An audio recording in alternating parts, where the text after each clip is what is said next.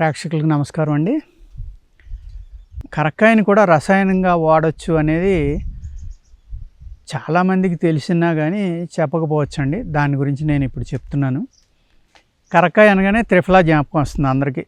ఏమాత్రం ఆయుర్వేదంలో కొంచెం అలవాటు ఉన్నవాళ్ళు కానీ టచ్ ఉన్నవాళ్ళు త్రిఫలా వాడి వాళ్ళకి కరక్కాయ, తానికాయ, ఉసిరికాయ ఈ మూడు త్రిఫలాలో భాగం అండి.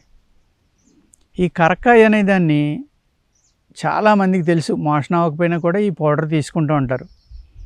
కానీ ఎలా తీసుకోవాలో చాలామందికి తెలియదండి. బయట ఏంటంటే ఈ కరక్కాయని శుద్ధి చేయకుండా వాడేస్తూ ఉంటారు. కరక్కాయని శుద్ధి చేయటం అంటే ఏమీ లేదండి. పూర్వం బొగ్గుల మీద వేసి ఏ అయితే మంట మండిన తర్వాత బొగ్గులు ఉంటాయో ఆ బొగ్గుల మీద వేసి కొద్దిగా కాలేక తీసేవారు. ఇప్పుడు మనకు ఆ ఫెసిలిటీ లేదు కాబట్టి మనం ఏం చేయాలంటేనండి, కరక్కాయ అనేదాన్ని పెచ్చులు కొట్టుకుని లోపల ఉన్న గింజగా ఎట్టి పరిస్థితిలో వాడొద్దండి. అంటే గింజ యొక్క ఉపయోగాలు ఏర్పాటు, ఆ గింజ లోపల విత్తుల యొక్క ఉపయోగం ఏర్పాటు అండి, తొక్క ఉపయోగం ఏర్పాటు. ఆ పైన ఏదైతే ఉందో కరక పెచ్చు అంటాం మనం, పైన దాన్నే మనం వాడుకోవాలి మందుల్లో. ఇందులో కరక్కాయలు 7 రకాలు ఉన్నాయండి. అందరూ కరక్కాయ అంటే ఏదో అనుకుంటారు. అనేక రకాలు జాతులు ఉన్నాయి. ఇందులో సైజుని బట్టి రంగుని బట్టి కూడా పేర్లు ఉన్నాయి. హిమాలయన్ కరక్కాయ అని ఒకటి ఉంటుందండి, అది ఈ సైజు ఉంటుంది. అది గుప్పిడితోటి పట్టుకుంటే మోషన్ అయిపోతుంది, మీకు ఫ్రీ మోషన్, తినక్కర్లేదని, అంత పవర్ఫుల్ అది. అది మా గురువుగారి దగ్గర ఉండేది, నేను మళ్ళీ ఎక్కడ చూడలేదు అది. ఈ కరక్కాయని ఏ విధంగా మనం సెలెక్ట్ చేసుకోవాలి అంటే, పసుపు పచ్చగా ఉండాలండి కరక్కాయ. కనీసం ఇంత సైజు అనమాట. ఈ బొటన వేలు ఈ గీత అయితే ఎంత ఉందో అంగుళం అంటాం మనం, అంగుళం కన్నా కొంచెం ఎక్కువ ఆ సైజులో సెలెక్ట్ చేసుకుని నీళ్ళల్లో వేసి మునిగిపోయిన వాటినే తీసుకోవాలండి. మనం నీళ్ళలో వేసిన వెంటనే మునిగిపోతాయి కదా, వెంటనే తీసేయండి. ఎక్కువసేపు ఉంటే నానిపోతాయి. ఒకసారి ఎండలో పెట్టుకుని అప్పుడు దాన్ని పెచ్చులు కొట్టుకునండి. ఆ పెచ్చుల్ని మీరు ఇనప మూకిట్లో వేసుకుని లైట్గా ఫ్రై చేయండి. అంటే బ్రౌన్ కలర్ వచ్చేదాకా ఫ్రై చేయండి. ఫ్రై చేసిన తర్వాత పౌడర్ కొట్టుకుని మాత్రమే మీరు కరక్కాయ అనేదాన్ని వాడుకోవాలండి. మందుల్లో కానీ ఏ మందులు చేసినా కూడా మీరు రసాయనంగా వాడుకోండి, మామూలు మందుగా వాడుకోండి. ఈ శుద్ధి కార్యక్రమం అనేది చేయకపోతే ఈ కరక్కాయలో ఒక జిగురు ఉంటుందండి, గమ్ము ఎంత స్ట్రాంగ్గా ఉంటుందంటే అది మనం దాన్ని నూరినప్పుడు ఆ కలవాన్ని పట్టుకుని వదలదు. ఎంత తోయినా కూడా అంత గట్టిగా కలవాన్నే పట్టుకుందంటే మనం తిన్న తర్వాత మన ప్రేగులను పట్టుకుంటుంది కదండి. అది ఒక లేయర్లాగా ఉండిపోయి పేగులు పాడు చేయటం, కిడ్నీ ప్రాబ్లమ్స్ రావడం ఇలాంటివి కూడా జరుగుతాయండి శుద్ధి చేయకుండా వాడితే. అందుకేంటంటే కరక్కాయ అనేదాన్ని కంపల్సరీగా శుద్ధి చేయాలి. దాన్నే సర్వరోగ నివారణ కింద వాడుకోవచ్చండి. ఏ విధంగానే అంటే ఋతువులు, మనకి 6 ఋతువులు ఉన్నాయి కాలమానంలో ఆయుర్వేద శాస్త్రంలో. అది మన మోడర్న్ నెలల ప్రకారం కూడా ఉంటుందండి. గ్రీష్మ ఋతువు అంటారు మొట్టమొదటిది. అంటే ఇప్పుడు మనకి ఏప్రిల్ నెల, జ్యేష్ఠ ఆషాఢాలండి యాక్చువల్గా ఈ 2 నెలలు. దీన్ని ఒక ఋతువు కింద కూడా మనం పిలుస్తూ ఉంటాం. అది ఏంటి అంటే గ్రీష్మ ఋతువు అని అంటారు దాన్ని. ఈ ఋతువులో బెల్లం, కరక్కాయ పౌడరు 2 సమానంగా కలుపుకునండి మీరు ఈ 2 నెలల్లో తీసుకోవాలి. అది పడుకునేటప్పుడు తీసుకుంటే చాలా బాగుందండి. దాన్ని మజ్జిగలో కలిపి తీసుకోవచ్చు, నీళ్ళల్లో కలిపి తీసుకోవచ్చు, పాలల్లో కలిపి కూడా మీరు తీసుకోవచ్చు. పాలు అయితే కనుక వేడి పాలు కాకుండా గోరువెచ్చగా కానీ రూమ్ టెంపరేచర్కి కానీ వచ్చాక అందులో కలిపి తీసుకోవాలండి. ఈ 2 నెలలు కనుక మీరు తీసుకుంటే మీకు ఒక అద్భుతమైన గుణాన్ని ఇది మీకు ఇస్తుందండి.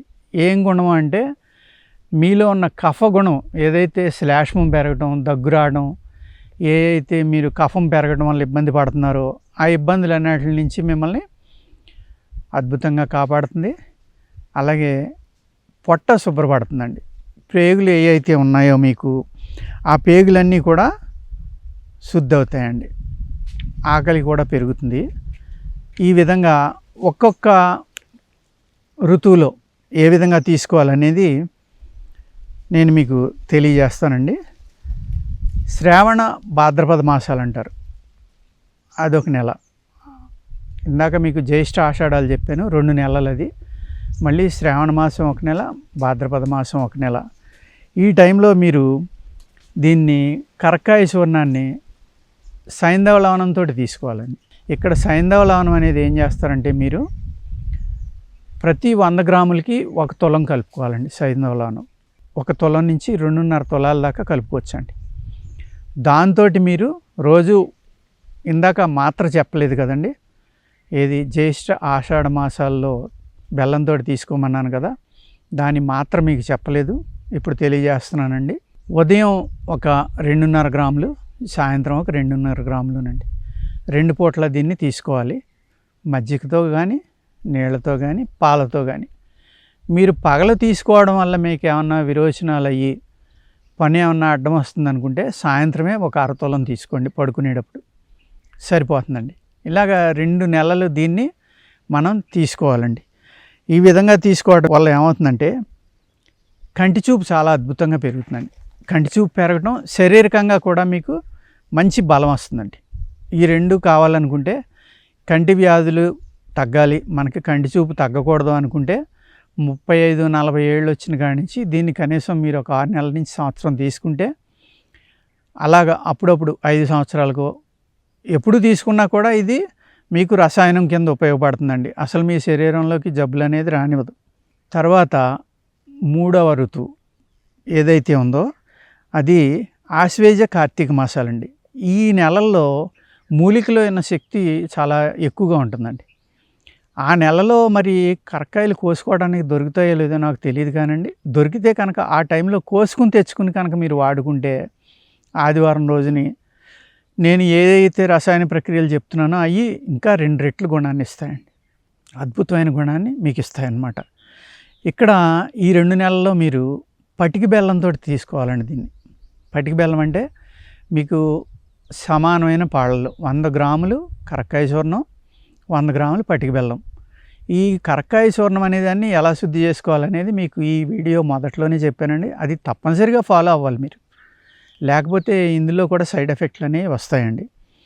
ఈ విధంగా తీసుకోవడం వల్ల మీకు ఏమవుతుందంటే ఆ నెలల్లో సేకరించిన కరక్కాయ కనుక మీరు నేను చెప్పినట్టుగా శుద్ధి చేసుకుంటే రసాయన ప్రక్రియగా ఏర్పడేది అంటే ఆ నెలలో గుణం, మనం సేకరించిన మూలికలో 10 రెట్లు గుణం ఉంటుందండి.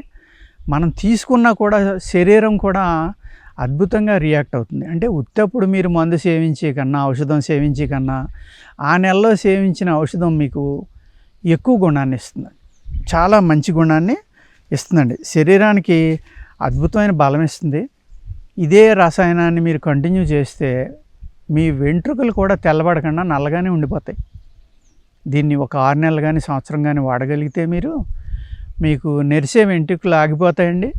ప్లస్ తెల్లబడిన వెంట్రుకలు కూడా నల్లబట్టడానికి కూడా ఇక్కడ అవకాశం ఉందండి. కార్తీక మార్గశిర మాసాలండి.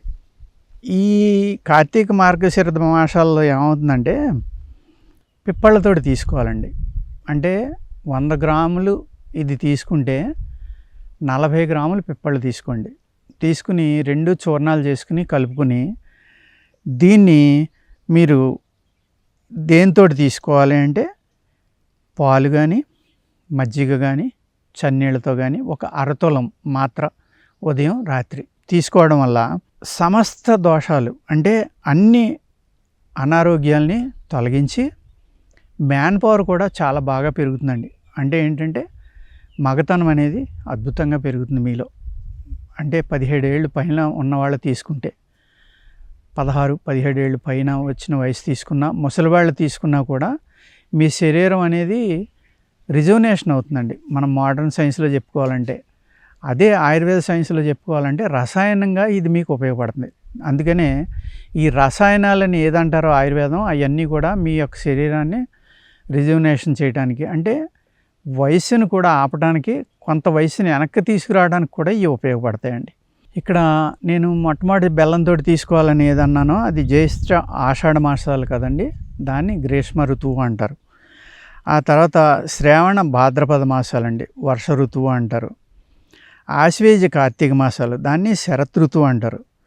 మార్గశిరము పుష్యమాసం, దీన్ని హేమంత ఋతువు అంటారండి. మాఘ ఫాల్గుణ మాసాలు, దీన్ని శిశిర ఋతువు అంటారు. చైత్ర వైశాఖ మాసాలనేమో వసంత ఋతువు అంటారండి. ఇలాగా 6 ఋతువులు అన్నమాట. మార్గశిర పుష్యమాసాలు అనేది 4వ ఋతువు అండి. దీన్ని హేమంత ఋతువు అంటాం. ఈ ఋతువులో సొంటితోటి అంటే మనం ఏదైతే అల్లాన్ని ఎండబెట్టడం వల్ల ఎండిన అల్లాన్ని మనం శుంఠి అంటాం. ఆ శుంఠిని దీన్ని సమానంగా కలుపుకొని పావల అంటాం మనం ఆయుర్వేద శాస్త్రంలో. అంటే 2.5 గ్రాముల దాకా మీరు తీసుకోవచ్చు.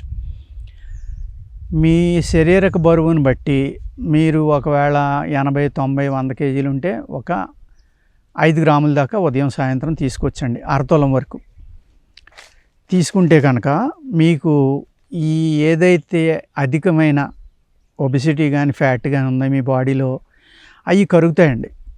ఆకలి పెరుగుతుంది, అద్భుతమైన బలాన్ని ఇస్తుంది, బుద్ధి పెరుగుతుంది, తెలివితేటలు అంటే బుద్ధి అంటే తెలివితేటలే అనుకోండి, తెలివితేటలు కూడా పెరుగుతాయి, కంటి చూపు కూడా చాలా బాగా పెరుగుతుందండి ఆ 2 నెలల్లో. ఇది ఆ విధంగా తీసుకుంటాం. ఇంకా మనకి మిగిలింది చైత్ర వైశాఖ మాసాలండి. ఇది వసంత ఋతువు అంటాం మనం.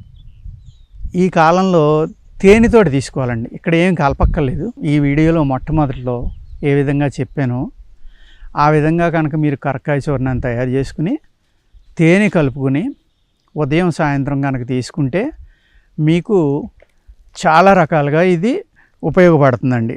ఏ విధంగా అంటే పిల్లలకు కూడా ఇది ఇవ్వచ్చండి. పిల్లలకి ఎందుకు అంటే దీని జ్ఞాన వృద్ధికి వాడారు పూర్వీకులు. అంటే మీరు చదివిన పుస్తకాలు జ్ఞాపకం ఉండటం కానీ, శాస్త్రాల జ్ఞాపకం ఉండటం కానీ, పిల్లలు చదివి మర్చిపోయింది ఏదైతే ఉందో అది మళ్ళీ జ్ఞాపకం వస్తుందండి. అంత అద్భుతంగా దీన్ని తెలివితేటలు పెంచడానికి జ్ఞానవృద్ధి రసాయనం అన్నారు. దీన్ని కరక్కాయ రసాయనంలో దీని పేరు జ్ఞానవృద్ధికర రసాయనం అండి.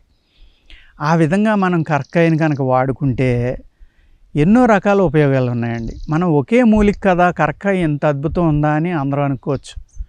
అద్భుతం ఎప్పుడు జరుగుతుందండి? మనం దాన్ని శుద్ధి చేసి నియమం ప్రకారం తీసుకుని, ఇక్కడ పద్యం కూడా ఏంటంటే ఓన్లీ పులుపు పదార్థం అంటే చింతపండు ఒకటి మానేయండి, మిగిలిన అన్నీ తీసుకోవచ్చు. ఇక్కడ పద్యం కూడా లేదు, ఆ ఒకటి మానేయాలి. ఎందుకు అంటే చింతపండు ఎక్కువగా తినటం వల్ల, అదే పాత చింతపండు తింటే దానికి పచ్యం లేదండి. 1 సంవత్సరం 9 నెలల దాటిన చింతపండు తింటే నల్లగా అయిపోయిన చింతపండు అమృతం. నల్లగా అవ్వని చింతపండు విషం. కాబట్టి ఇవాళ అందరూ అదే తింటున్నారు కాబట్టి చింతపండు తినొద్దని ఇక్కడ చెప్పడం జరుగుతుందండి. ఈ విధంగా నేను చెప్పిన రసాయనాన్ని మీరు అతి సులువుగా నేను చెప్పిన క్వాలిటీ ఉన్న కరక్కాయని కనుక తయారు చేసుకుంటే మీరు అనేక రకాలైన జబ్బులకి ఇది ఎప్పుడూ వేసుకోవచ్చండి. దీన్ని ఆపవలసిన పని లేదు. మధ్య మధ్యన శరీరానికి అలవాటు చేయడం ఎందుకు అనుకుంటే 1-2 నెలలు మానేసి మళ్ళీ దీన్ని వాడుకోవచ్చండి. దీన్ని వాడుకోవటం వల్ల మీరు వ్యాధుల నుంచి 99% విముక్తి పొంది చాలా సుఖమైన జీవితాన్ని గడపవచ్చండి. నమస్కారం.